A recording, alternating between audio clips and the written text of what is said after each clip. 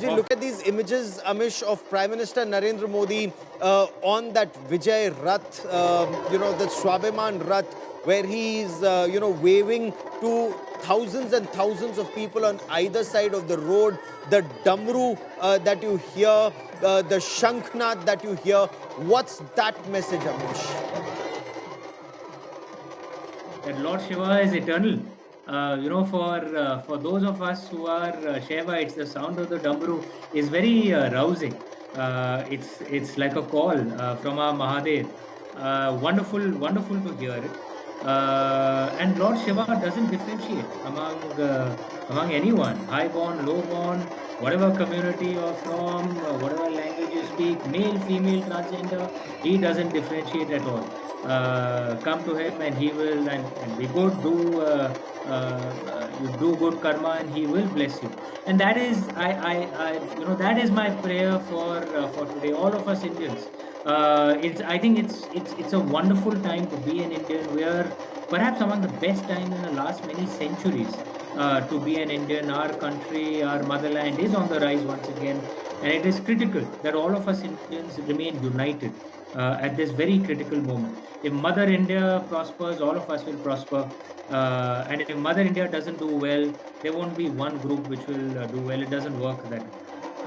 We must be united. That's a very significant point to make there, that in the past, while we were all brave, one thing that invaders were able to defeat us at times, despite the resistance, was the fact that we were not united.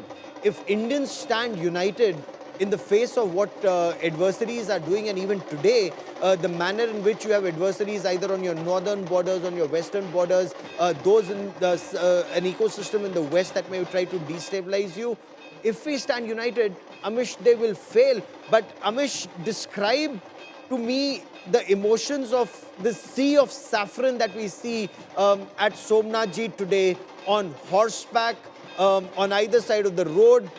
Mandir mein ghante, the Shanknath, the Damru, the Dhol and the Nagadas, Amish.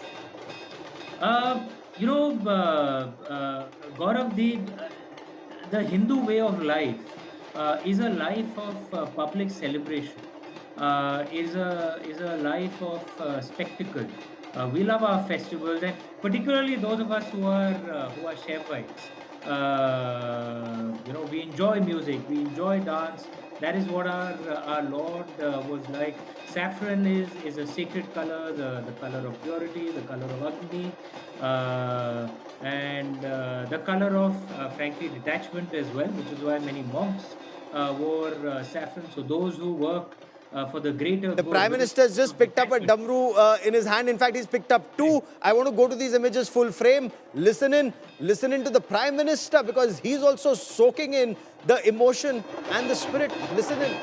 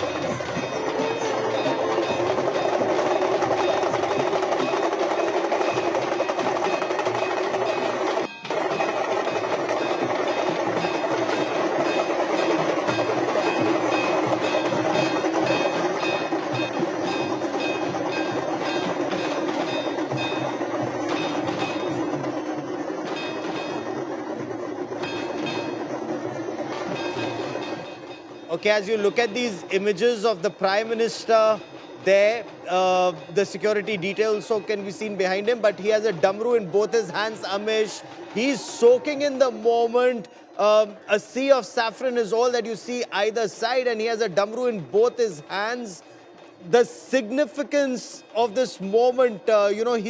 He's okay. Gaurav, Harsh Sanghvi, the Home Minister, with him. The Bhupendra Patel, the Chief Minister, also with him. But he's actually enjoying every moment of this, Amish. Gaurav, as any Shaivite would. And the sound of the Damru makes me think of a shlok that we Shaivites follow. Yadyat karma karomi tatad agilam shambho tavaradhanam. That every act of mine, every karma of mine, my Lord Shambho, my Lord Shiva, is a prayer in your honor. And actually, you could see Honorable Prime Minister Modi do that with the Damru, a prayer in Lord Shiva's honor.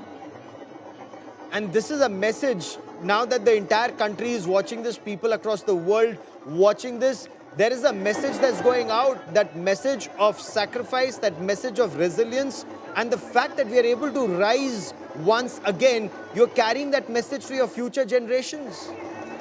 Absolutely. Our younger generation should know and remember that they are not descendants of defeated people. Yes, foreigners ruled us for 1,000 years, but those same foreigners wiped out practically every other ancient culture. What you saw in the last 1,000 years, was not 1,000 years of defeat. It was 1,000 years of the greatest resistance in human history. No other group of indigenous people, nobody has fought so long and so hard to protect their culture. Nobody except us. We are descendants of truly tough people, and our younger generation should know that. They have to be worthy of that. All of us Indians have to be worthy of the sacrifices and blood of our ancestors.